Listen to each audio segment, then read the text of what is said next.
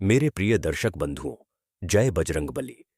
आज का यह पावन मंगलवार साधारण नहीं है। कहा जाता है कि जो मनुष्य इस दिन सच्चे मन से हनुमान जी की कथा सुनता है, उसके जीवन के सारे भय, रोग, संकट और अटकी हुई किस्मत स्वयं संकट मोचन हर लेते हैं। इसलिए मन को स्थिर कीजिए, सांसों को शांत कीजिए और अपने भीतर हनुमान जी के नाम की गूंज बसने दीजिए, क्योंकि आज से शुरू होने जा रही यह कथा केवल एक कहानी नहीं है। यह एक ऐसा दिव्य प्रवाह है जो भाग्य को भी मोड़ देने की सामर्थ्य रखता है। यह कथा है विश्वास की, परीक्षा की और उस शक्ति की जो तब प्रकट होती है जब मनुष्य के पास कुछ भी नहीं बचता सिवाय प्रभु के नाम के। बहुत प्राचीन समय की बात है। भारतवर्ष के मध्य भाग में घने जंगलों और ऊंचे पहाड़ों से घिरा हुआ एक गांव था, अरण्यपुर। यह गांव मानचित्रों में नहीं मिलता था, लेकिन लोक कथाओं में इसका नाम बड़े सम्मान से लिया जाता था। कहा जाता था कि इस गांव की मिट्टी में तपस्या की गंध है और इसकी हवाओं में किसी पुराने युग की गूंज अब भी जीवित है। अरण्यपुर के लोग सीधे सादे थे। दिन में खेती, रात में राम नाम। गांव के बीचों बीच एक प्राचीन हनुमान मंदिर था, बिना शिखर का, बिना घंटियों का, लेकिन आस्था से भरा हुआ। मंदिर में कोई पुजारी नहीं रहता था। जो आता वही दीपक जला देता, जो दुखी होता वही रो लेता, और जो सच्चे मन से आता वह कभी खाली नहीं लौटता। इसी गांव में रहता था एक युवक, आरव। उम्र लगभग 25 वर्ष, मजबूत कद, लेकिन आंखों में अजीब सी उदासी। आरव का जीवन बाहर से साधारण था, पर भीतर से टूट चुका था। पिता का साया बचपन में उठ चुका था। मां बीमारी से जूझते जूझते संसार छोड़ गई थी। खेती की थोड़ी सी जमीन थी, लेकिन लगातार सूखे ने उसे भी छीन लिया था। आरव के पास अब केवल एक चीज बची थी, मंगलवार।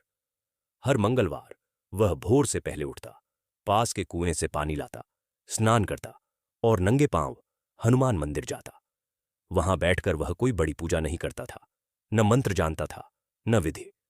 बस आंखें बंद करता और कहता, हे बजरंगबली, मैं बहुत थक गया हूं।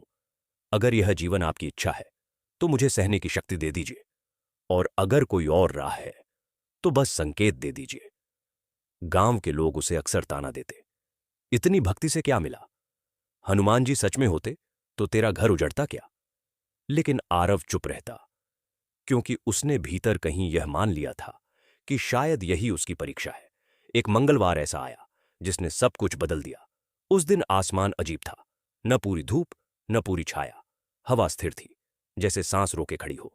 आरव मंदिर पहुंचा, दीपक जलाया, लेकिन आज उसके मन में कोई शब्द नहीं थे, न प्रार्थना न शिकायत, बस एक खालीपन। वह मंदिर के बाहर बैठ गया। तभी उसे लगा जैसे किसी ने उसका नाम पुकारा हो, आरव। उसने चौंक कर इधर उधर देखा, कोई नहीं था। मंदिर सुनसान था। उसने सोचा, भ्रम होगा। फिर वही आवाज, इस बार और स्पष्ट, आरव। उसके रोंगटे खड़े हो गए। यह आवाज कानों से नहीं, सीधा हृदय में उतर रही थी। तभी मंदिर के पीछे लगे पुराने बरगद के पेड़ की पत्तियां बिना हवा के हिलने लगीं। एक हल्की सी लाल आभा वहां फैल गई। आरव के पैर अपने आप उस ओर बढ़ गए।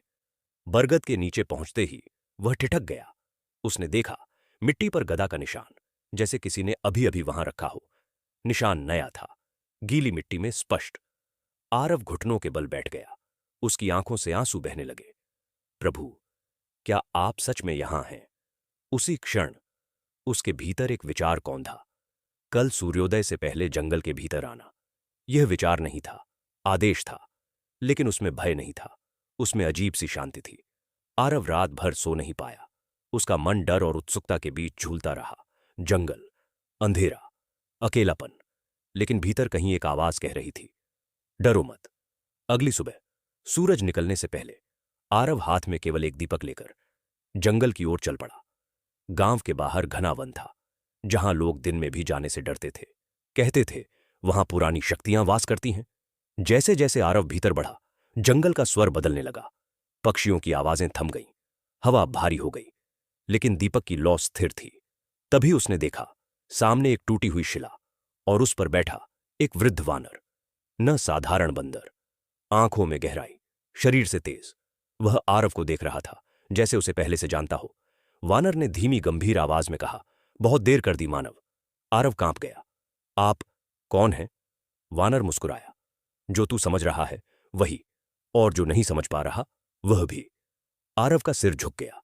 मैं कुछ नहीं चाहता, बस जानना चाहता हूं मेरा जीवन क्यों ऐसा है। वानर ने शिला से नीचे उतरते हुए कहा। क्योंकि तूने मांगा नहीं। आरव ने हैरानी से देखा। मैं तो हर मंगलवार। तू रोया, वानर बोला। तू सहा, लेकिन तूने कभी अपने भीतर की शक्ति को पुकारा नहीं। हनुमान केवल बाहर नहीं होते आरव, वे भीतर जागते हैं। इतना कहकर वानर ने अपनी पूंछ जमीन पर मारी। धरती हिल गई। आरव गिर पड़ा। उसके चारों ओर दृश्य बदलने लगे। उसे अपने जीवन के दृश्य दिखने लगे। पिता की मृत्यु, मां का दर्द, सूखा, अपमान, अकेलापन। यह सब क्यों? आरव चिल्लाया। क्योंकि तू सहनशील है, आवाज आई। और अब समय है कि तू रक्षक बने। तभी दृश्य बदला। उसने देखा भविष्य, गांव पर संकट, आग, भय, अंधकार, और उसके बीच खड़ा वह स्वयं, लेकिन बदला हुआ। आरव की सांसें तेज हो गईं। मैं क्या कर सकता हूं? मैं तो साधारण हूं। तभी एक विशाल स्वर गूंजा। साधारण भक्त नहीं होता आरव। तेज प्रकाश फैला। आरव ने आंखें बंद कर लीं। जब उसने आंखें खोलीं तो वह फिर उसी जंगल में था। दीपक अभी भी जल रहा था। वानर वहां नहीं था। केवल शिला पर एक लाल धागा रखा था। उसके भीतर एक वाक्य गूंज रहा था। यह तो शुरुआत है। आरव कांपते हाथों से वह धागा उठाकर सीने से लगा लिया। उसे नहीं पता था कि आगे क्या होगा, लेकिन इतना निश्चित था, उसका जीवन अब वैसा नहीं रहेगा। और मेरे प्रिय दर्शक बंधुओं, यहीं से शुरू होती है वह यात्रा, जहां एक साधारण मानव धीरे धीरे अपने भीतर छिपे हनुमान तत्व को पहचानता है। आगे आने वाले भागों में आप देखेंगे भयंकर परीक्षाएं, रहस्यमय शत्रु, आस्था और अधर्म का टकराव, और वह क्षण जब स्वयं भाग्य भी सिर झुका देता है। यह तो केवल प्रथम द्वार था। आरव जंगल से लौटा तो सूरज पूरी तरह निकल चुका था। गांव की पगडंडी पर चलते हुए उसे सब कुछ वैसा ही दिख रहा था जैसा रोज दिखता था, लेकिन भीतर कुछ बदल चुका था। हवा में वही सुगंध थी, खेतों में वही सूखी मिट्टी, लोगों के चेहरों पर वही थकान, लेकिन आरव की दृष्टि अब अलग थी। उसके सीने में बंधा वह लाल धागा हल्का हल्का गर्म हो रहा था, जैसे जीवित हो। गांव के किनारे पहुंचते ही उसने देखा कि कई लोग एकत्र थे। शोर था, घबराहट थी। कोई कह रहा था कि रात को किसी ने मवेशी खोल दिए। कोई बोल रहा था कि जंगल की ओर से अजीब आवाजें आईं। आरव ने आगे बढ़कर पूछा तो एक बूढ़े किसान ने कांपती आवाज में कहा, बेटा, यह अच्छा संकेत नहीं है। यह वही समय है जिसकी चेतावनी हमारे बुजुर्ग दिया करते थे, जब जंगल अपनी सीमा लांघने लगता है। आरव का हृदय तेज धड़कने लगा। जंगल, वही जंगल जहां से वह अभी अभी लौटा था। क्या यह सब उसी का परिणाम था? क्या उसने किसी ऐसी शक्ति को जगा दिया था जिसे गांव झेल नहीं पाएगा? उसके मन में भय का पहला बीज अंकुरित हुआ, लेकिन उसी क्षण उसे वानर की आवाज याद आई, डरो मत। उसी दिन दोपहर को गांव की सबसे बुजुर्ग स्त्री, जिसे सब दादी अम्मा कहते थे, आरव के पास आई। उसकी आंखों में वर्षों का अनुभव और रहस्य था। उसने आरव की ओर देखकर कहा, तू आज जंगल गया था, है ना? आरव चौंक गया। आपको कैसे पता? दादी अम्मा ने हल्की मुस्कान के साथ कहा, जिस दिन गांव का कोई बेटा बुलावे पर जाता है उस दिन हवा भी अलग बहती है। उन्होंने आरव को अपने झोपड़े में बुलाया। अंदर धूप की हल्की सुगंध थी और दीवार पर राम नाम लिखा एक पुराना कपड़ा टंगा था। दादी अम्मा ने आरव को बैठाया और बोली, अरण्यपुर साधारण गांव नहीं है। यह गांव एक व्रत है। बहुत पुराने समय में यहां कुछ ऐसा हुआ था जिसे दुनिया भूल गई, लेकिन जंगल नहीं भूला। आरव ध्यान से सुन रहा था। दादी अम्मा ने बताया कि सदियों पहले इस क्षेत्र में एक भीषण युद्ध हुआ था। उस युद्ध में अधर्म की शक्तियों को रोकने के लिए कुछ साधकों ने अपने प्राणों का बलिदान दिया था। उनकी तपस्या और बलिदान से यह गांव सुरक्षित रहा, लेकिन शर्त यह थी कि जब भी अधर्म फिर सिर उठाएगा, गांव का ही कोई साधारण व्यक्ति उस रक्षा कवच का वाहक बनेगा। और अब, दादी अम्मा ने आरव की आंखों में देखते हुए कहा, वह समय फिर आ गया है। आरव का गला सूख गया। लेकिन मैं तो कुछ भी नहीं हूं, दादी अम्मा बोली, यही तो योग्यता है। उसी रात पहली वास्तविक परीक्षा आई। सूरज ढलते ही गांव के पश्चिमी छोर से धुआं उठने लगा। लोग दौड़ते हुए आए और बोले कि जंगल की आग गांव की ओर बढ़ रही है। तेज हवा आग को और भड़का रही थी। बच्चे रोने लगे, मवेशी बेकाबू हो गए। वर्षों में पहली बार गांव ने इतना भय देखा। आरव भीड़ के बीच खड़ा था। उसका मन कह रहा था, भागो, लेकिन उसके सीने में बंधा लाल धागा अब तेज गर्म हो चुका था, जैसे चेतावनी दे रहा हो। उसे फिर वही शब्द सुनाई दिए, चुनाव का समय है। आरव ने आंखें बंद कीं। पहली बार उसने अपने भीतर किसी से प्रार्थना नहीं की, बल्कि संवाद किया। अगर यह मेरी परीक्षा है तो मार्ग दिखाइए। उसने आंखें खोलीं और बिना कुछ सोचे जंगल की ओर दौड़ पड़ा। लोग चिल्लाए, पागल हो गया है, आग में जाएगा। लेकिन आरव नहीं रुका। जैसे ही वह आग के पास पहुंचा, दृश्य भयावह था। लपटें आसमान छू रही थीं, पेड़ जल रहे थे, जानवर इधर उधर भाग रहे थे। गर्मी असहनीय थी। आरव का शरीर कांप रहा था, लेकिन उसके भीतर एक अजीब सी स्थिरता थी। उसने लाल धागे को कसकर पकड़ा और जोर से कहा, जय श्री राम। उसी क्षण हवा की दिशा बदल गई। यह कोई साधारण परिवर्तन नहीं था, जैसे किसी ने अदृश्य हाथों से लपटों को मोड़ दिया हो। आग धीरे धीरे रुकने लगी, मानो उसे आगे बढ़ने की अनुमति ही न हो। गांव की सीमा पर आकर वह शांत होने लगी। आरव बेहोश होकर गिर पड़ा। जब उसे होश आया तो वह मंदिर के आंगन में था। उसके चारों ओर गांव के लोग खड़े थे। उनकी आंखों में भय नहीं, विस्मय था। कोई कुछ नहीं बोल रहा था। तभी दादी अम्मा आगे आईं और बोलीं, आज गांव ने अपना रक्षक देख लिया। आरव उठ बैठा। उसे कुछ समझ नहीं आ रहा था। उसने तो कुछ किया ही नहीं था। वह तो बस वहां खड़ा था। लेकिन भीतर कहीं उसे यह एहसास हो रहा था कि उसने अकेले कुछ नहीं किया। उस रात गांव में कोई नहीं सोया। लोग मंदिर में बैठे रहे, दीपक जलते रहे। आरव एक कोने में बैठा रहा, सिर झुकाए। उसके मन में एक ही प्रश्न घूम रहा था, यह सब कैसे हुआ? रात के तीसरे पहर, जब मंदिर लगभग खाली हो चुका था, आरव ने फिर वहीं उपस्थिति महसूस की। इस बार कोई दृश्य नहीं था, कोई तेज प्रकाश नहीं, बस एक गहरा, स्थिर भाव। पहली परीक्षा पूर्ण हुई। वह स्वर गूंजा। आरव ने मन ही मन पूछा, आगे? आगे वह जिससे तू सबसे अधिक डरता है। स्वर ने उत्तर दिया। अचानक आरव के सामने एक चित्र उभरा, उसका गांव, लेकिन बदला हुआ। लोग आपस में लड़ते हुए, अविश्वास, लालच, भय। आग बाहर की नहीं, को भीतर की। आरव की सांस अटक गई। मैं इससे कैसे लड़ूंगा? स्वर शांत था, तलवार से नहीं, विश्वास से। अगली सुबह गांव में एक अजीब सी खामोशी थी। संकट टल चुका था, लेकिन लोग डरे हुए थे। कुछ लोग आरव से दूरी बनाने लगे, कुछ फुसफुसाने लगे कि यह सब उसी के कारण हुआ। डर ने धीरे धीरे संदेह का रूप लेना शुरू कर दिया। आरव समझ गया, यही अगली परीक्षा है। अग्नि की घटना के बाद अरण्यपुर में सब कुछ शांत तो था, लेकिन यह वह शांति नहीं थी जिसमें सुकून हो। यह वह शांति थी जिसमें प्रश्न दबे हुए थे। लोग आरव को देखकर रुक जाते, कुछ सिर झुका लेते, कुछ निगाहें फेर लेते। वही लोग जो कल तक उसकी पीठ थपथपा रहे थे, अब आपस में फुसफुसाने लगे थे। डर का स्वभाव यही होता है, वह चमत्कार को भी संदेह बना देता है। आरव यह सब देख रहा था। उसका मन व्यथित था। वह मंदिर गया, लेकिन आज वहां बैठकर उसे शांति नहीं मिली। उसके भीतर सवाल उमड़ रहे थे, अगर मैं रक्षक हूं तो लोग मुझसे डर क्यों रहे हैं? उसी क्षण उसे वही शांत, गहरा स्वर सुनाई दिया, क्योंकि तू अब वैसा नहीं रहा जैसा वे समझते थे। उसी शाम गांव की पंचायत बुलाई गई। खुले मैदान में, बरगद के नीचे, बुजुर्ग, युवा, स्त्रियां सब इकट्ठा हुए। विषय एक ही था, आरव। कोई खुलकर नहीं बोल रहा था, लेकिन हवा में संदेह तैर रहा था। आखिर एक व्यक्ति खड़ा हुआ। नाम था सोमू। वह कभी आरव का मित्र रहा था। बोला, हम सबने देखा कि आग कैसे रुकी। यह साधारण नहीं है। हमें डर है कि कहीं यह सब किसी ऐसी शक्ति का परिणाम तो नहीं जो आगे चलकर गांव के लिए खतरा बन जाए। यह सुनते ही कुछ लोगों ने सहमति में सिर हिलाया। आरव का हृदय भारी हो गया। वह आगे बढ़ा और बोला, अगर मेरे होने से गांव को खतरा है तो मैं चला जाऊंगा। उसकी आवाज में न गुस्सा था, न अहंकार, बस पीड़ा थी। तभी दादी अम्मा उठी। उनकी आवाज कमजोर थी, लेकिन उसमें वर्षों का वजन था। डर से फैसले लिए जाते हैं तो गांव बचते नहीं, टूटते हैं। आग अगर आरव के कारण आई होती तो वही आग उसे भी जला देती। उन्होंने आरव की ओर देखा। यह लड़का कारण नहीं, संकेत है।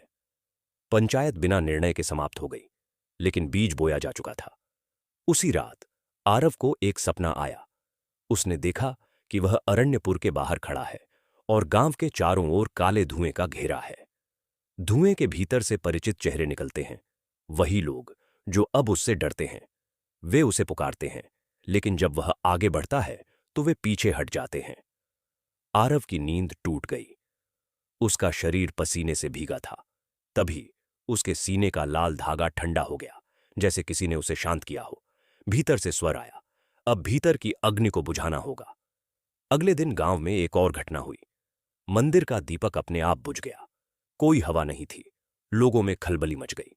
कुछ ने इसे अपशकुन कहा, कुछ ने ईश्वरीय चेतावनी। संदेह और गहरा गया। कुछ लोग खुले तौर पर कहने लगे कि आरव की उपस्थिति से देवता नाराज हो गए हैं। आरव ने किसी से बहस नहीं की। वह जंगल की ओर चला गया, उसी टूटी शिला के पास जहां उसने पहली बार उस वृद्ध वानर को देखा था। वहां बैठकर उसने आंखें बंद कीं। अगर यह मेरा मार्ग है तो मुझे दिखाइए, उसने भीतर से कहा। इस बार कोई वानर नहीं आया, कोई तेज प्रकाश नहीं हुआ। बस बहुत देर बाद एक विचार उभरा, जिसे बदलना है उससे मत लड़, उसे समझ। आरव लौट आया। उसने गांव के लोगों से दूरी नहीं बनाई, उलटे वह और अधिक सेवा में लग गया। बीमारों के लिए जड़ी बूटियां लाया, बच्चों को पढ़ाया, खेतों में मदद की। कुछ समय बाद लोग फिर से सहज होने लगे। संदेह की दीवार में छोटी छोटी दरारें पड़ने लगीं, लेकिन अधर्म चुप नहीं बैठता। जंगल के भीतर, उसी अंधकार में जहां आग लगी थी, एक और शक्ति जाग रही थी। वह शक्ति किसी रूप में नहीं थी, वह एक भाव थी, ईर्ष्या और भय से जन्मी। वही शक्ति गांव के मन में संदेह बनकर घुस रही थी। एक रात, पूर्णिमा की रात, जब चंद्रमा तेज था, गांव के बाहर से करुण चीख सुनाई दी। लोग दौड़े। उन्होंने देखा, एक बच्चा बेहोश पड़ा है और उसके शरीर पर अजीब निशान है, जैसे जलने के, लेकिन आग का कोई चिन्ह नहीं। लोग डर गए। कुछ ने कहा, यह वही शक्ति है जो आग लेकर आई थी। कुछ ने सीधा आरव की ओर देखा। आरव आगे बढ़ा। उसने बच्चे को छुआ। उसका शरीर ठंडा था, लेकिन सांस चल रही थी। आरव ने आंखें बंद कीं और वही मंत्र बोला, जय श्री राम। बच्चे की सांस सामान्य होने लगी। यह देखकर लोग चुप हो गए, लेकिन उसी क्षण किसी ने भीड़ में से कहा, देखा, इसे सब पता है, यही इसका कारण है। यह शब्द तीर की तरह लगे।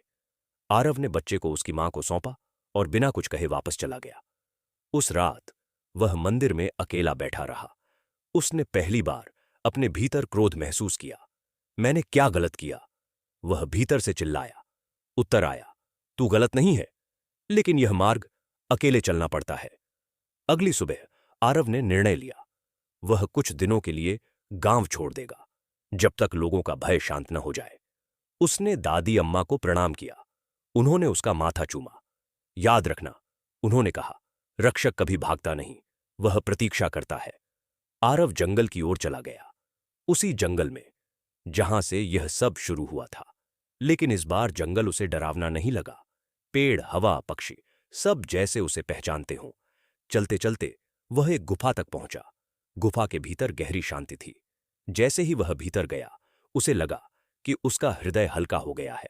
यहां कोई उसे नहीं पहचानता था, कोई उससे अपेक्षा नहीं करता था। वह ध्यान में बैठ गया। तभी गुफा की दीवार पर एक छाया उभरी, वही वानर। लेकिन अब वह वृद्ध नहीं था, वह तेजस्वी था, युवा था, और उसकी आंखों में करुणा थी। अब तू समझ रहा है, वानर बोला। क्या? आरव ने पूछा। कि शक्ति का भार सबसे भारी होता है। आरव की आंखों से आंसू बहने लगे। मैं अकेला हूं, वानर मुस्कुराया। तू अकेला नहीं, तू बस पहले से आगे है। वानर ने गदा जमीन पर रखी। अगली परीक्षा आएगी, जहां तुझे चुनना होगा, खुद को बचाना या सबको। और अगर मैं टूट गया, तभी तो हनुमान तत्वपूर्ण जागेगा। गुफा में प्रकाश फैल गया। आरव की चेतना डूबने लगी। गुफा के भीतर आरव की चेतना जब लौटी, तो उसने स्वयं को बदला बदला पाया। उसका शरीर वहीं था, लेकिन मन पहले जैसा नहीं रहा। अब उसमें प्रश्न कम थे, स्वीकार अधिक था। गुफा के बाहर निकलते ही उसने देखा कि जंगल पहले से अधिक सघन हो गया है। पेड़ों की छायाएं लंबी थीं और हवा में एक अजीब सी नमी थी, जैसे किसी अदृश्य तूफान के आने से पहले होती है। आरव ने कुछ दिन उसी वन में बिताए, फल मूल खाए, ध्यान किया और अपने भीतर उठने वाले भावों को देखा। कभी उसे अपने गांव की याद आती, कभी मां का चेहरा, कभी उन आंखों की जिनमें डर था। हर स्मृति के साथ उसका हृदय भारी होता, लेकिन अब वह भागता नहीं था, वह उन्हें स्वीकार करता था। एक रात जब आकाश में बादल घिराए थे और चंद्रमा छिपा हुआ था, जंगल के भीतर अचानक एक तीखी हंसी गूंजी। यह किसी पशु की नहीं थी, न ही किसी मनुष्य की। यह हंसी ऐसी थी जिसमें अहंकार और तिरस्कार दोनों मिले हुए थे। आरव की आंखें खुल गईं, उसका लाल धागा फिर गर्म होने लगा। आ गया समय। भीतर से स्वर आया। आरव उठा और गुफा से बाहर निकला। सामने पेड़ों के बीच एक आकृति उभर रही थी, काले धुएं से बनी हुई, मानो अंधकार ने स्वयं को आकार दे लिया हो। उसकी आंखें लाल थीं और स्वर में विष घुला था। तो तू है वह, आकृति बोली, जिसे गांव अपना रक्षक मानने लगा है।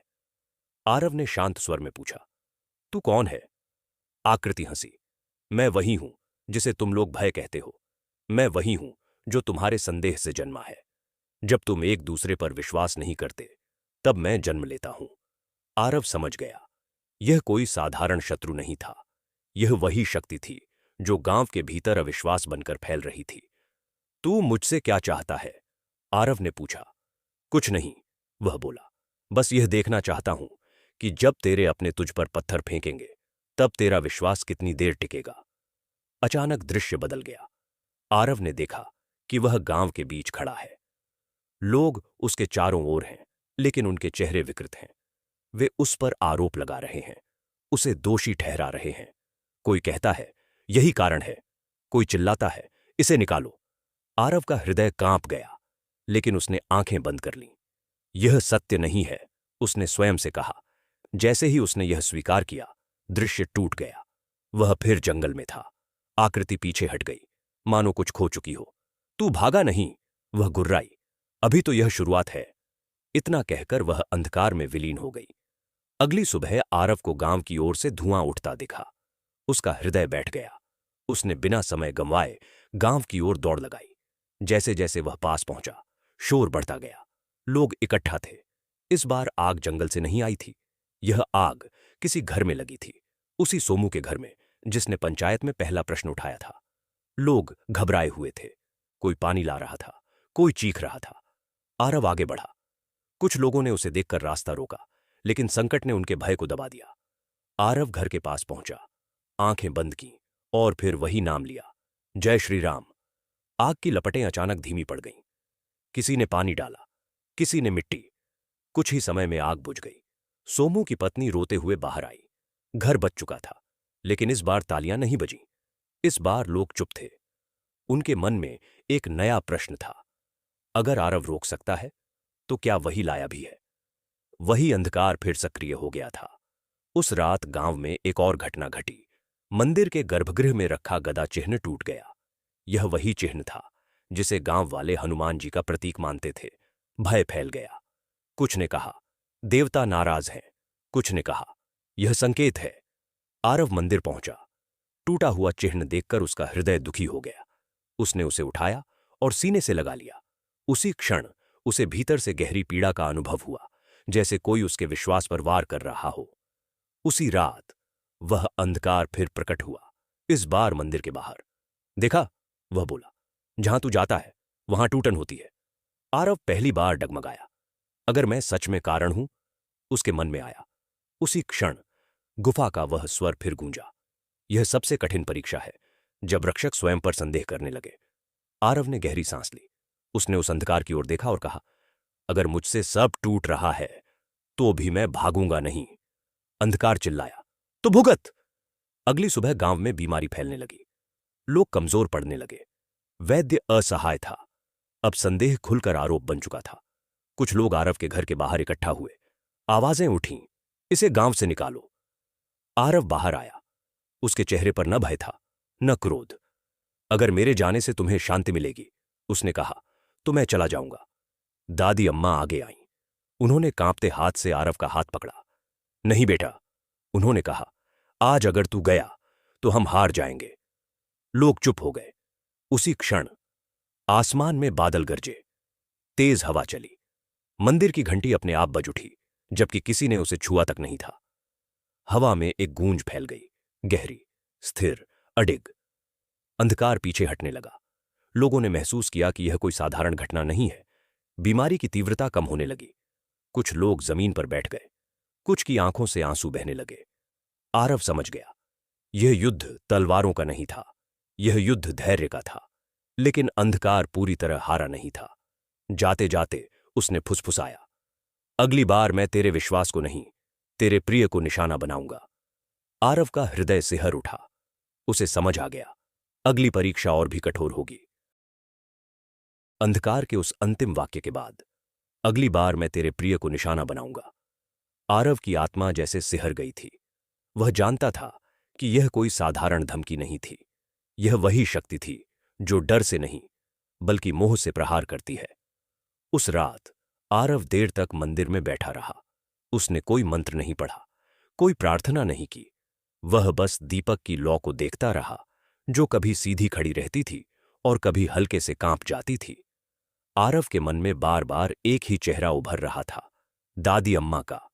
वही दादी अम्मा जिन्होंने बचपन में उसे सहारा दिया था, मां के जाने के बाद उसे भूखा नहीं सोने दिया था, और सबसे बढ़कर वही थीं जिन्होंने उसे यह बताया था कि अरण्यपुर कोई साधारण गांव नहीं है। आरव जानता था, अगर अंधकार किसी प्रिय को चुनेगा तो वह वही होंगी। अगली सुबह गांव में अजीब सी बेचैनी थी। हवा भारी थी, जैसे किसी अनहोनी का बोझ लिए घूम रही हो। पक्षी असामान्य रूप से चुप थे। दादी अम्मा अपने झोपड़े से बाहर नहीं आई थीं। यह अपने आप में असामान्य था, क्योंकि वह हर सुबह सूरज निकलने से पहले मंदिर में दिया जलाने जाती थीं। आरव का मन घबराया। वह तेजी से उनके झोपड़े की ओर बढ़ा। जैसे ही उसने भीतर झांका, उसका हृदय धक से रह गया। दादी अम्मा जमीन पर बैठी थीं। उनकी आंखें खुली थीं, लेकिन उनमें चेतना नहीं थी। उनका शरीर ठंडा पड़ रहा था, जैसे जीवन की ऊष्मा धीरे धीरे उनसे दूर जा रही हो। आरव उनके पास घुटनों के बल बैठ गया। दादी अम्मा, उसने कांपती आवाज में पुकारा। कोई उत्तर नहीं। उसने उनका हाथ पकड़ा। उसी क्षण उसके सीने में बंधा लाल धागा तीव्र रूप से जलने लगा, जैसे चेतावनी दे रहा हो कि समय बहुत कम है। गांव में खबर फैलते देर नहीं लगी। लोग इकट्ठा हो गए। वैद्य आया। उसने नब्ज देखी, सिर हिलाया। यह किसी बीमारी जैसा नहीं है, उसने कहा। यह जैसे किसी ने प्राण शक्ति को बांध दिया हो। भीड़ में खुसर पुसर शुरू हो गई। कुछ लोग डर गए, कुछ ने फिर वही पुराना संदेह दोहराया। लेकिन इस बार आरव ने उनकी ओर ध्यान नहीं दिया। उसका पूरा अस्तित्व केवल दादी अम्मा पर केंद्रित था। उसी क्षण आरव ने भीतर वही अंधकार महसूस किया। वह दिखाई नहीं दे रहा था, लेकिन उसकी उपस्थिति स्पष्ट थी। एक ठंडी लहर जैसे उसके चारों ओर लिपट गई। उसके मन में एक स्वर गूंजा, कहा था ना, प्रिय को छूऊंगा। आरव पहली बार भीतर से टूट गया। उन्हें छोड़ दे, उसने मन ही मन कहा। जो लेना है मुझसे ले। अंधकार की हंसी गूंजी। त्याग की बात करता है, देखेंगे। उस रात गांव में दीपक जले रहे। कोई सोया नहीं। आरव दादी अम्मा के पास बैठा रहा। उसने लाल धागा अपने हाथ में लिया और आंखें बंद कर लीं। इस बार उसने कुछ मांगा नहीं। उसने बस स्वयं को समर्पित किया। उसी क्षण उसका मन गहरे ध्यान में डूब गया। उसे लगा जैसे वह फिर उसी गुफा में खड़ा है, लेकिन इस बार वहां वह वृद्ध या युवा वानर नहीं था। इस बार एक विराट अनुभूति थी। कोई रूप नहीं, कोई आकार नहीं, केवल अपार बल और करुणा। तू जानता है यह परीक्षा क्यों आई है? वह स्वर गूंजा। क्योंकि मैं अभी भी जुड़ा हुआ हूं, आरव ने उत्तर दिया। और क्या तू तैयार है? स्वर ने पूछा। आरव की चेतना कांप गई। उसके सामने दृश्य उभरा। उसने देखा कि अगर दादी अम्मा बचती हैं तो गांव में अंधकार बना रहेगा, और अगर वह अपने मोह का त्याग करता है तो दादी अम्मा का जीवन समाप्त हो जाएगा, लेकिन गांव सुरक्षित रहेगा। आरव की आत्मा चीत्कार कर उठी। यह अन्याय है, यह धर्म है। स्वर शांत था। रक्षक का धर्म। आरव की आंखों से आंसू बहने लगे। उसने अपने जीवन के हर उस क्षण को याद किया जब दादी अम्मा ने उसका हाथ थामा था। वह टूट चुका था, लेकिन उसी टूटन में उसने कुछ और पाया, स्वीकार। अगर उनका जाना गांव को बचाता है, आरव ने कहा, तो मैं स्वीकार करता हूं। उसी क्षण उसकी चेतना टूट गई। जब उसने आंखें खोलीं तो सुबह हो चुकी थी। सूरज की पहली किरणें झोपड़े में प्रवेश कर रही थीं। दादी अम्मा का चेहरा शांत था। उनकी सांसें थम चुकी थीं, लेकिन उनके होठों पर हल्की सी मुस्कान थी, जैसे वह सब जानती हों। गांव में शोक छा गया। लोग रोए। आरव चुप था। उसके भीतर कोई चीख नहीं थी, कोई विद्रोह नहीं था, केवल गहरा खालीपन और अजीब सी शांति थी। उसी दिन गांव में बीमारी अचानक रुक गई। लोग धीरे धीरे स्वस्थ होने लगे। हवा हल्की हो गई। पक्षी फिर चहचहाने लगे। सब समझ गए, यह कोई साधारण मृत्यु नहीं थी। दादी अम्मा का अंतिम संस्कार पूरे सम्मान के साथ हुआ। आरव ने उनकी चिता को अग्नि दी। अग्नि उठी, लेकिन इस बार वह डरावनी नहीं थी, वह पवित्र थी। अंधकार उस दिन फिर प्रकट हुआ, लेकिन इस बार कमजोर था। तू जीत गया, उसने कहा, लेकिन याद रख, त्याग का बोझ जीवन भर उठाना पड़ता है। आरव ने शांत स्वर में उत्तर दिया, मैं तैयार हूं। उस रात मंदिर में एक अद्भुत घटना हुई। टूटा हुआ गदा चिन्ह अपने आप जुड़ गया। दीपक की लौ स्थिर और उज्ज्वल हो गई। लोगों ने पहली बार बिना डर के आरव की ओर देखा, लेकिन आरव जानता था, यह अंत नहीं है, यह तो उस मार्ग का मध्य है जहां हर जीत के साथ परीक्षा और कठिन होती जाती है। दादी अम्मा के बलिदान के बाद अरण्यपुर में शांति तो थी, लेकिन यह शांति वैसी नहीं थी जैसी किसी युद्ध के बाद होती है। यह शांति तूफान से पहले की थी। आरव इसे महसूस कर रहा था। उसके भीतर अब भय नहीं था, लेकिन सतर्कता थी। उसका लाल धागा अब कभी जलता नहीं था। वह स्थिर हो चुका था, जैसे अपना कार्य समझ चुका हो। गांव के लोग अब आरव को अलग दृष्टि से देखने लगे थे। उनके भीतर का संदेह टूट चुका था, लेकिन उसकी जगह अपराध बोध ने ले ली थी। कई लोग आरव के पास आकर चुपचाप उसके चरण छू लेते, कुछ आंखों में आंसू लिए क्षमा मांगते। आरव सबको रोक देता। जो हुआ वह होना ही था, वह कहता, इसमें किसी का दोष नहीं। लेकिन जंगल में कुछ और ही चल रहा था। उसी जंगल में जहां कभी आग लगी थी, जहां संदेह ने जन्म लिया था, वहां अब एक भयानक हलचल थी। धरती के भीतर कुछ जाग रहा था। पुराने साधकों का वह बलिदान, जिसने गांव को सदियों तक सुरक्षित रखा था, अब चुनौती में था। अधर्म, जो अब तक भाव और भ्रम बनकर वार कर रहा था, अब शरीर चाहता था, रूप चाहता था। एक रात जब आकाश लालिमा से भर गया, जंगल के भीतर एक भयंकर गर्जना गूंजी। पशु भागने लगे, पेड़ों की डालियां टूटने लगीं। गांव के बाहर पहरा दे रहे युवक घबरा गए।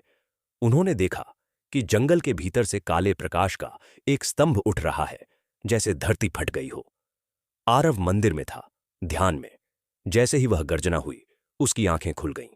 पहली बार उसका हृदय तेज धड़कने लगा, लेकिन डर से नहीं, कर्तव्य से। भीतर से स्वर आया, अब छिपने का समय समाप्त हुआ। आरव उठ खड़ा हुआ। उसने मंदिर की घंटी बजाई। यह कोई साधारण आह्वान नहीं था, यह चेतावनी थी।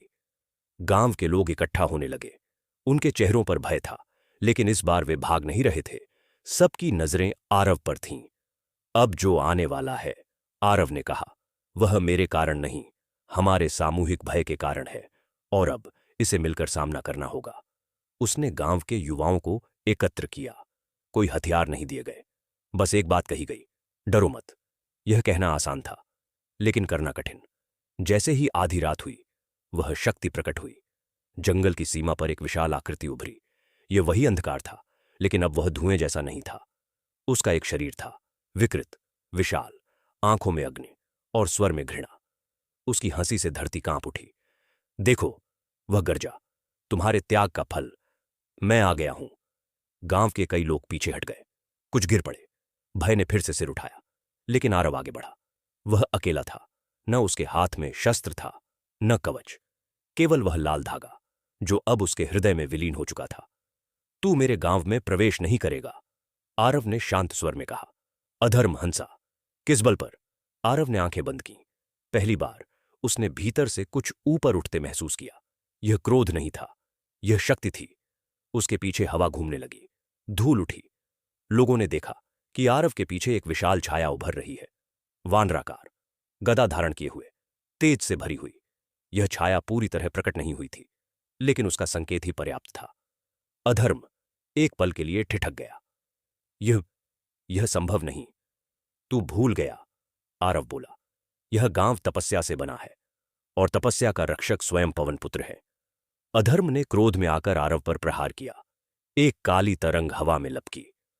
गांव के लोग चीख उठे, लेकिन वह तरंग आरव को छूने से पहले ही रुक गई, जैसे किसी अदृश्य दीवार से टकरा गई हो।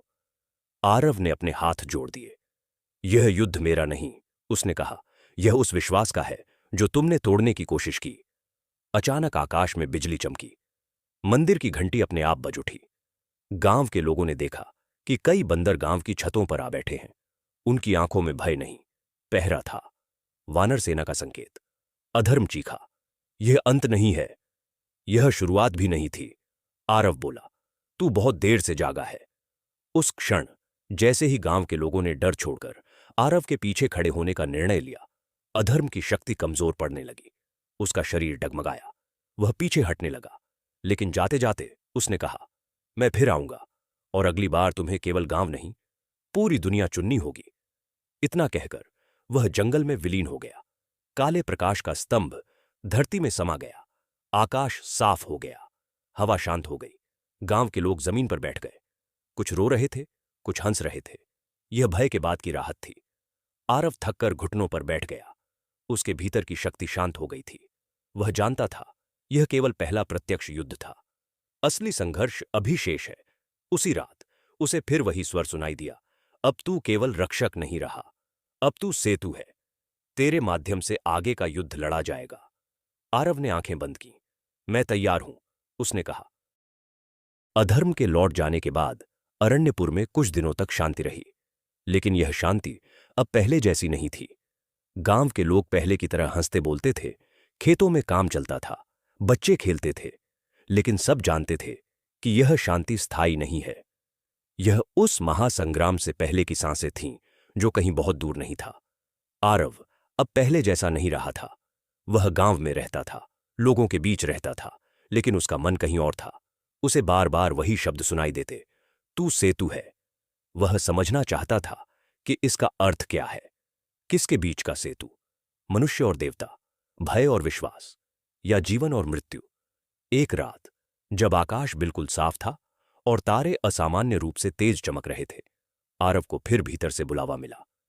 इस बार वह जंगल की ओर नहीं, बल्कि गांव के उत्तर में बहने वाली उस प्राचीन नदी की ओर था, जिसे लोग निरंतरिणी कहते थे। कहा जाता था कि यह नदी साधारण नहीं है।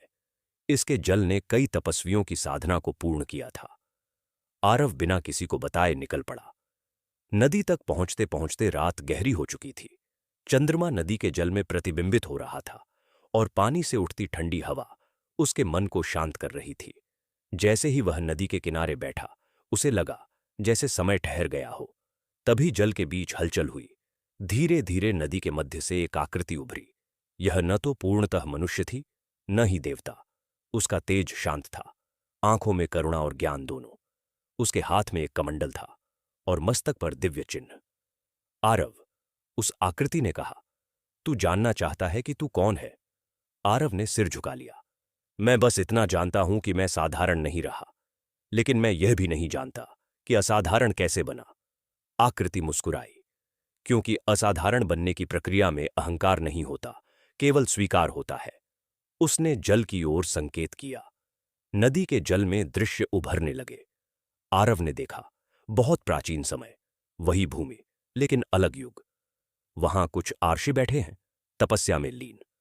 उनके बीच एक वानराकार दिव्य शक्ति का आह्वान हो रहा है। वे प्रार्थना कर रहे हैं कि भविष्य में जब अधर्म फिर उठे, तब कोई ऐसा हो जो बिना शस्त्र, बिना अहंकार, केवल भक्ति और साहस के साथ खड़ा हो सके। वे आर्षि, आकृति बोली, एक रक्षक नहीं, एक वाहक चाहते थे। ऐसा वाहक जो हनुमान तत्व को अपने भीतर धारण कर सके, बिना स्वयं को देव समझे। दृश्य बदला। आरव ने देखा जन्मों की श्रृंखला। अलग अलग युगों में अलग अलग लोग, जिन्होंने त्याग किया, जिन्होंने अकेलापन सहा, जिन्होंने विश्वास चुना, और हर बार अंतिम क्षण में वे असफल रहे, क्योंकि कहीं ना कहीं उन्होंने स्वयं को विशेष मान लिया। और मैं? आरव ने पूछा। तू इसलिए चुना गया, आकृति ने कहा, क्योंकि तूने कभी स्वयं को चुना ही नहीं। तू हर बार स्वयं को छोड़ने को तैयार रहा। आरव की आंखों से आंसू। अईं जाजी।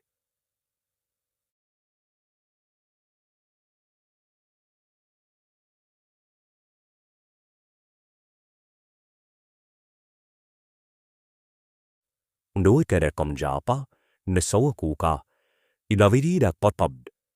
Uizek te gepande, is ne hopa. Uiziend. Yedendigo napana. No pana. Ne. Wishkari taik. Wijidorg. No milida. Idabwa bishmai. Naratini shin janil. Ustidei bendik pamna. नो गांव को हिलापा दूर बहने लगे। उसे दादी अम्मा का त्याग, गांव का संदेह और अपने भीतर का संघर्ष याद आ गया। तो क्या मेरा अंत भी वही होगा? आकृति ने सिर हिलाया। अंत नहीं, पूर्णता। लेकिन उससे पहले एक और सत्य जानना होगा। नदी का जल फिर बदला। इस बार आरव ने अधर्म को देखा, लेकिन एक रूप में नहीं। अधर्म कोई एक राक्षस नहीं, आकृति बोली। वह चेतना की गिरावट है। और हनुमान तत्व केवल शक्ति नहीं, चेतना की ऊंचाई है। आरव ने गहरी सांस ली। तो युद्ध कभी समाप्त नहीं होगा?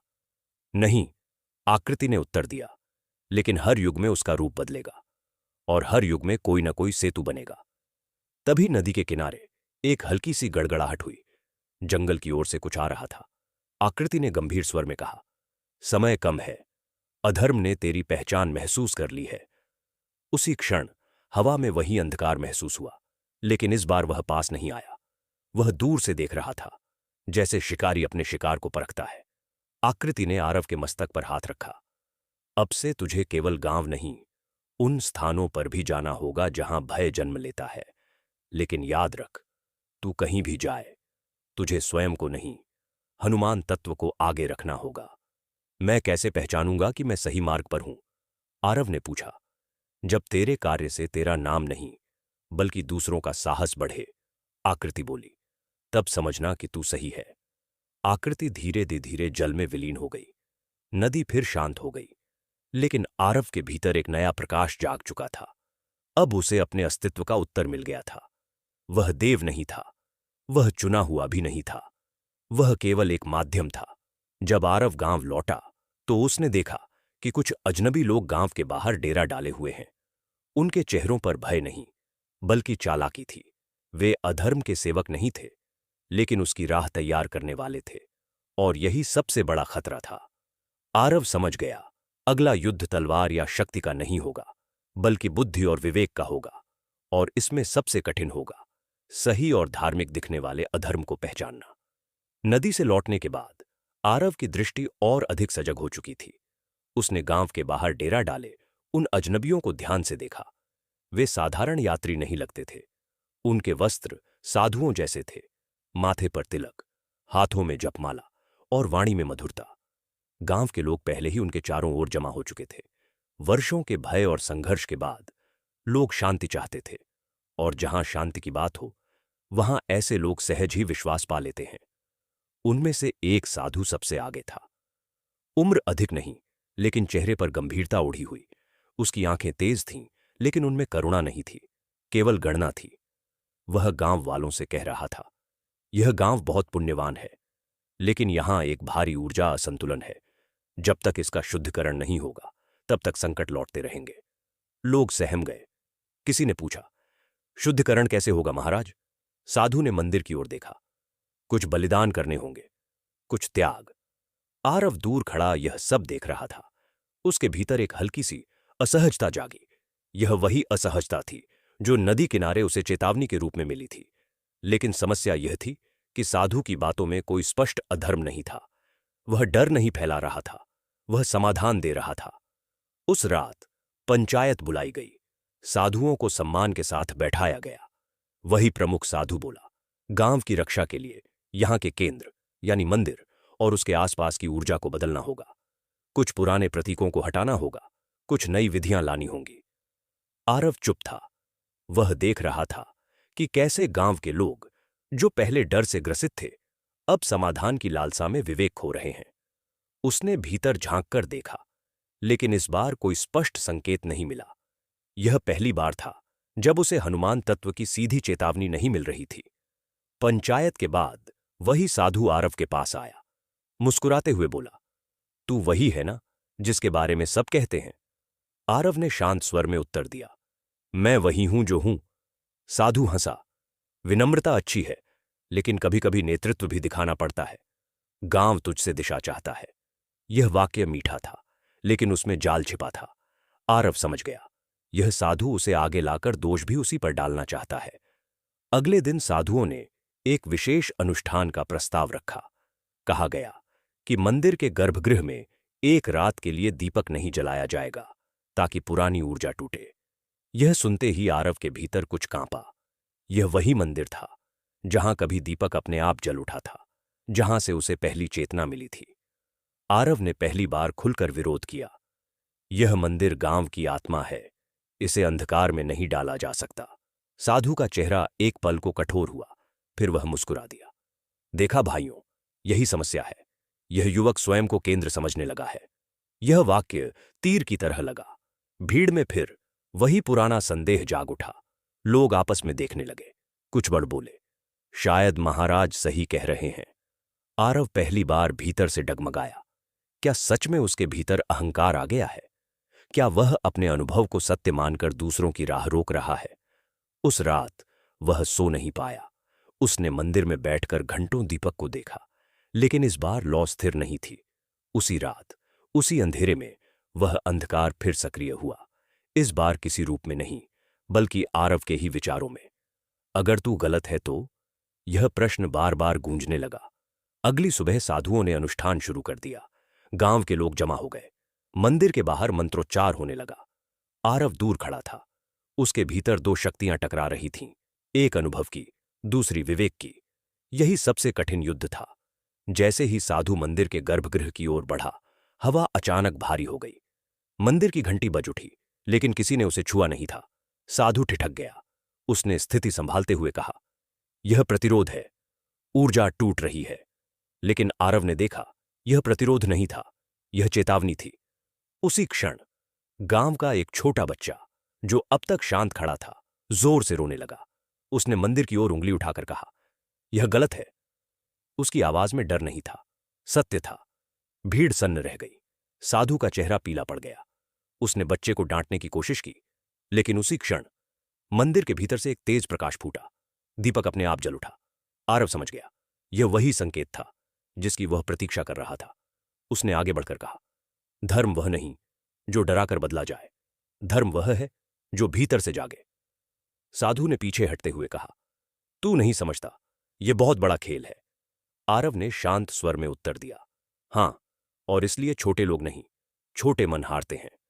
उसी क्षण हवा में बंदरों की आवाजें गूंजी। साधुओं के चेहरों पर भय उभर आया। वे समझ गए कि उनका छल पकड़ा जा चुका है। बिना कुछ कहे वे धीरे धीरे गांव छोड़कर चले गए। गांव के लोग स्तब्ध थे। उन्हें पहली बार समझ आया कि अधर्म हमेशा डरावना नहीं होता, कभी कभी वह समाधान बनकर आता है। आरव थककर मंदिर की सीढ़ियों पर बैठ गया। उसने महसूस किया कि आज की जीत किसी शक्ति से नहीं, विवेक से मिली थी, और यही सबसे बड़ी परीक्षा थी।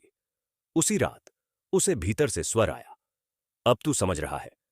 अगली परीक्षा में तुझे न केवल अधर्म को पहचानना होगा, बल्कि उसे दूर दूर तक पीछा करने से भी रोकना होगा। साधुओं के चले जाने के बाद अरण्यपुर में अजीब सी शांति छा गई थी। यह वह शांति नहीं थी जिसमें सुकून मिलता है, बल्कि वह शांति थी जिसमें हर सांस के साथ प्रतीक्षा होती है। लोग अपने काम कर रहे थे, खेतों में हल चल रहे थे, बच्चे खेल रहे थे, लेकिन हर किसी के मन में यह भाव था कि कुछ शेष है, जैसे किसी कहानी का अंतिम पन्ना अभी खुलना बाकी हो। आरव अब पहले की तरह गांव के बीचों बीच नहीं बैठता था। वह प्रायः गांव की सीमा पर जाकर खड़ा हो जाता, जंगल की ओर देखता रहता। उसकी आंखों में अब भय नहीं था, न ही क्रोध। उनमें केवल गहराई थी। वह जानता था कि अधर्म हार कर गया नहीं है, केवल पीछे हटा है, और पीछे हटने वाला शत्रु सबसे अधिक खतरनाक होता है। एक रात, जब आकाश बादलों से ढका हुआ था और चंद्रमा दिखाई नहीं दे रहा था, आरव को भीतर से एक भारी सा दबाव महसूस हुआ। यह चेतावनी नहीं थी, यह आह्वान भी नहीं था। यह वह मौन था जो किसी बड़े तूफान से ठीक पहले आता है। उसने मंदिर की ओर देखा। दीपक जल रहा था, लेकिन उसकी लौ अब स्थिर नहीं थी। वह ऊपर उठने की कोशिश कर रही थी, जैसे किसी ऊंचाई को छूना चाहती हो। उसी रात आरव को स्वप्न आया, लेकिन यह स्वप्न साधारण नहीं था। उसने स्वयं को किसी विशाल मैदान में खड़ा देखा। चारों ओर अंधकार था, लेकिन यह वही अंधकार नहीं था जो उसने पहले देखा था। यह अधिक गहरा था, अधिक सघन। उसके सामने असंख्य आकृतियां थीं, कुछ मनुष्य की, कुछ पशु की, कुछ ऐसी जिन्हें कोई नाम नहीं दिया जा सकता। उनके बीच वही अधर्म खड़ा था, अब पूर्ण रूप में, न धुएं जैसा, न भ्रम जैसा, बल्कि ठोस, दृढ़ और निडर। अब तू भाग नहीं सकता, अधर्म बोला। अब तुझे चुनना होगा। आरव ने पूछा, क्या चुनना होगा? अधर्म हंसा, अपने अस्तित्व का मूल्य। दृश्य बदल गया। आरव ने देखा कि अरण्यपुर सुरक्षित है, समृद्ध है, शांत है, लेकिन वह स्वयं वहां नहीं है। गांव के लोग खुश हैं, मंदिर में दीपक जल रहे हैं, लेकिन आरव का नाम कहीं नहीं है। फिर दूसरा दृश्य आया। आरव जीवित है, लेकिन गांव उजड़ा हुआ है, लोग भय में हैं और अधर्म हावी है। दोनों में से एक, अधर्म बोला, या तू रहेगा या तेरी रक्षा। आरव की चेतना कांप गई। यही वह प्रश्न था जिसकी छाया अब तक हर भाग में दिखाई दे रही थी, त्याग का अंतिम रूप। आरव की आंख खुल गई। वह पसीने से भीगा हुआ था, लेकिन उसके मन में कोई घबराहट नहीं थी, केवल एक गहरी शांति थी। वह समझ गया था, यही वह क्षण है जिसके लिए उसे तैयार किया गया था। अगले दिन आरव ने गांव की पंचायत फिर से बुलाने को कहा। लोग हैरान थे, सब इकट्ठा हुए। आरव पहली बार सबके सामने खुलकर बोला, जो आने वाला है वह अब मुझसे नहीं टलेगा, और जो भी होगा उसमें तुम सबका विश्वास ही सबसे बड़ा कवच होगा।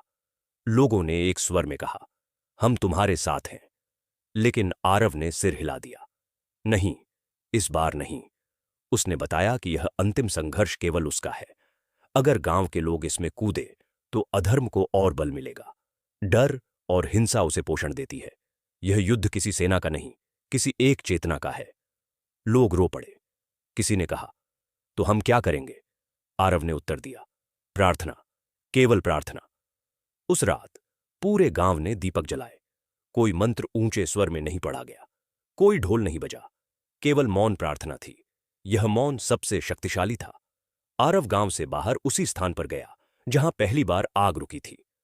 उसने जमीन पर बैठकर आंखें बंद कीं। इस बार उसने कुछ मांगा नहीं, उसने केवल स्वीकार किया। उसी क्षण आकाश में बिजली चमकी, हवा तेज हो गई। जंगल के भीतर से वही अंधकार प्रकट हुआ, लेकिन इस बार वह अकेला नहीं था। उसके पीछे वही आकृतियां थीं जो स्वप्न में दिखी थीं। अधर्म अपने पूरे बल के साथ आया था। तैयार है? उसने पूछा। आरव खड़ा हुआ। उसके चेहरे पर न भय था, न द्वेष। मैं हमेशा तैयार था। अधर्म ने पहला प्रहार किया। यह किसी शस्त्र से नहीं था, यह स्मृतियों से था। उसने आरव के मन में उसके सभी दुख, सभी अपमान, सभी अकेलेपन के क्षण उछाल दिए। वह चाहता था कि आरव टूट जाए, कि वह कहे, मैंने बहुत सह लिया। लेकिन आरव नहीं टूटा। उसने हर स्मृति को देखा, स्वीकार किया और जाने दिया। अधर्म चिल्लाया। उसने दूसरा प्रहार किया, मोह का। उसने दादी अम्मा का चेहरा दिखाया, मां का, गांव वालों का। देख, उसने कहा, अगर तू हट गया तो यह सब रहेगा। आरव की आंखों से आंसू बहे, लेकिन उसने सिर झुका दिया। जो रहेगा वही सत्य होगा। उसी क्षण हवा में एक अद्भुत कंपन हुआ, जैसे किसी ने आकाश को छू लिया हो। लोगों ने दूर से देखा कि जंगल के ऊपर एक लाल आभा फैल रही है। बंदरों की आवाजें गूंजी, लेकिन कोई युद्ध नहीं हुआ। यह बाहरी नहीं, आंतरिक संग्राम था। अधर्म कमजोर पड़ने लगा। तू क्या है? उसने चिल्लाकर पूछा। आरव ने आंखें खोली। मैं कुछ नहीं हूं, उसने कहा, और यही मेरी शक्ति है। अधर्म चीखता हुआ पीछे हटने लगा, लेकिन जाते जाते उसने कहा, यह अंत नहीं है। आरव ने शांत स्वर में उत्तर दिया, यह अंत नहीं, समाधान है। जैसे ही अधर्म विलीन हुआ, आरव के भीतर एक अद्भुत शांति फैल गई। लेकिन उसी के साथ उसे महसूस हुआ कि उसका शरीर भारी हो रहा है, जैसे कोई भार उससे उतर रहा हो, या वह स्वयं कहीं जा रहा हो। दूर गांव में दीपक एक साथ तेज जल उठे। मंदिर की घंटी अपने आप बजी। लोगों की आंखों से आंसू बहने लगे, बिना यह जाने कि क्यों। आरव जमीन पर बैठ गया। उसने अंतिम बार मंदिर की ओर देखा और मन ही मन कहा, हे बजरंगबली, अगर यही सीमा है तो मैं कृतज्ञ हूं। अधर्म के उस अंतिम प्रहार के बाद जंगल के उस स्थान पर गहरा सन्नाटा छा गया था। हवा स्थिर थी, जैसे सांस रोके खड़ी हो। आकाश में बादल धीरे धीरे हट रहे थे और पूर्व दिशा में हल्की सी लालिमा उभरने लगी थी। आरव अभी भी वहीं बैठा था, जहां उसने अंतिम बार अधर्म का सामना किया था।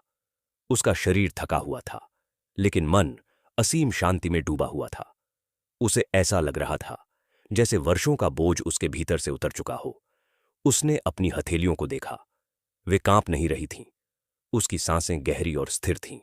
यह वह अवस्था थी जहां मनुष्य कुछ चाहता नहीं, कुछ खोता नहीं, बस होता है। दूर गांव में अरण्यपुर के लोगों ने एक अजीब अनुभूति महसूस की। किसी ने देखा कि मंदिर के दीपक की लौ अचानक बहुत ऊंची उठ गई। किसी ने सुना कि हवा में कहीं दूर से शंख की ध्वनि आई। बच्चों ने कहा कि उन्होंने आसमान में उड़ते हुए लाल प्रकाश को देखा है।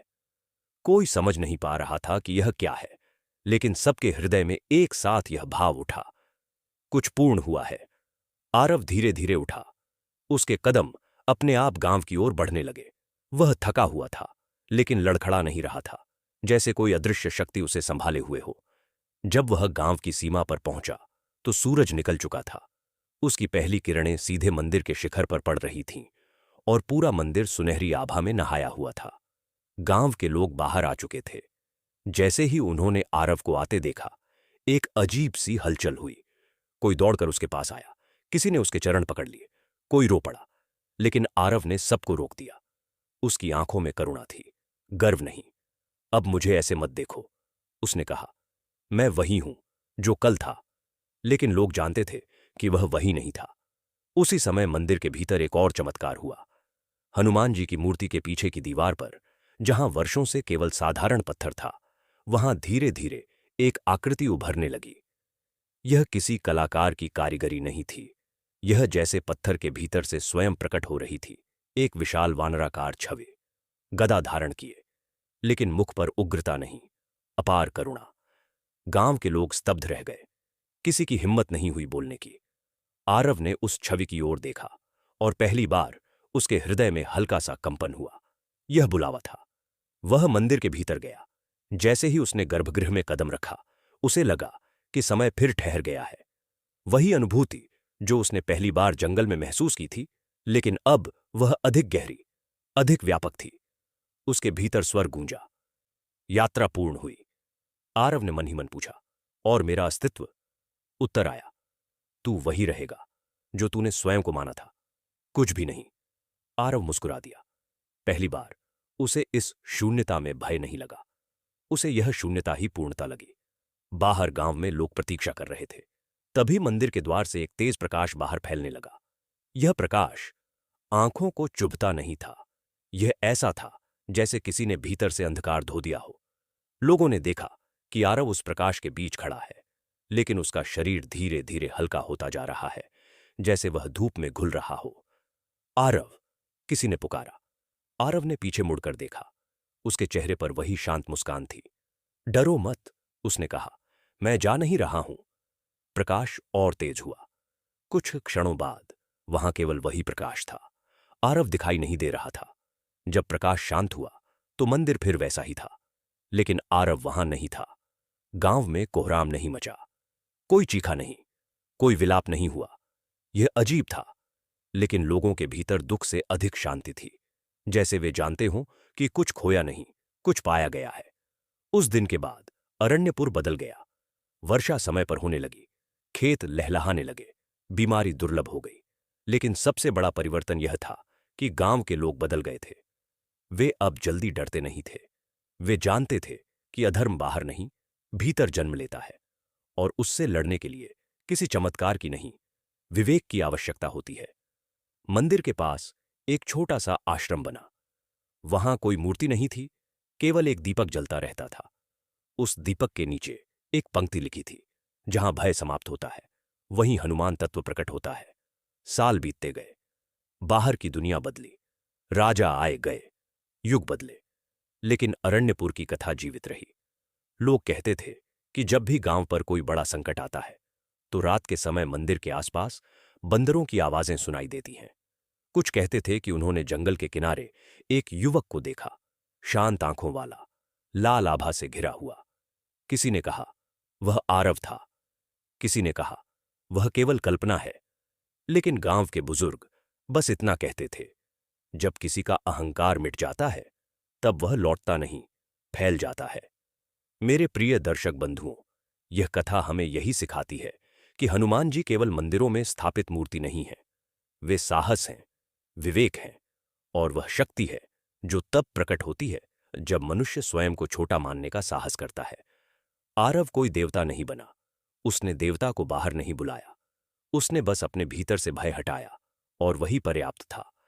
अगर आज आपके जीवन में भी कोई संकट है, कोई भ्रम है, कोई डर है, तो याद रखिए, हनुमान तत्व बाहर नहीं, भीतर जागता है। बस सच्चे मन से कहिए, जय श्री राम, जय बजरंगबली।